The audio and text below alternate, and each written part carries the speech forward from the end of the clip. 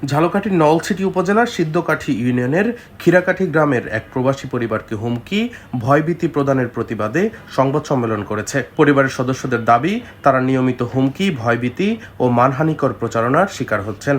রবিবার দুপুরে ঝালকাঠি প্রেস ক্লাবে আয়োজিত এক সংবাদ সম্মেলনে এই অভিযোগ তুলে ধরেন প্রবাসী রাসেল ও শহীদ মোল্লার পরিবারের সদস্যরা।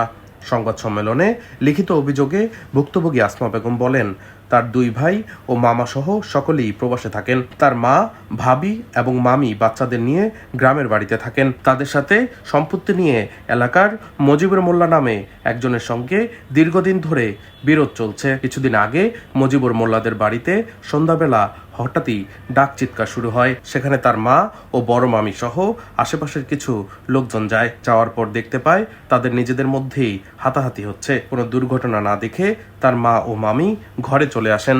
সেই মারামারির বিষয়ে দুই পক্ষই থানায় অভিযোগ করে এবং থানায় বসেই সালিশের মাধ্যমে মীমাংসা হয়। কোনো অভিযোগেই তার মা ও মামি সহ কারো নাম উল্লেখ নেই। কিন্তু গত 7 নভেম্বর সন্ধ্যায় তাদের বাসার সামনের দোকানে গেলে জানতে পারেন তার মা ও মামির নাম উল্লেখ করে একটি পত্রিকায় মিথ্যা সংবাদ ছাপানো হয়, যা তার মা ও মামি সহ তাদের পরিবারের সকলের সম্মানহানি করে। এবং কিছুদিন আগে মোহাম্মদ মজিবুর মোল্লা তার মায়ের কাছ থেকে 50,000 টাকা ধার চেয়েছিলেন। টাকা নেই বলে তাকে বিদায় করলে সে তার মায়ের উপর আরও বেশি ক্ষিপ্ত হয়ে তার সহযোগী মিজানুর এবং মনির মোল্লাকে নিয়ে ঘরের সামনের টিনের বেড়ায় ইটপাটকেল মারতে থাকে। অশ্লীল ভাষায় গালাগালি করে বলে 50,000 টাকা দিতে হবে, না হলে বাড়ি ছাড়ার হুমকিও প্রদান করে। আসমা বেগম জানান, প্রতিবেশী মজিবর তার সন্ত্রাসী বাহিনী নিয়ে উঠে পড়ে লেগেছে। পরিবার নিয়ে তিনি নিরাপত্তাহীনতায় ভুগছেন। মজিবর বাহিনীর হাত থেকে বাঁচার জন্য নলছিটি থানায় একটি সাধারণ ডায়েরি করা হয়েছে বলেও জানান তিনি। ডেস্ক রিপোর্ট, দৈনিক ডেস্টিনি।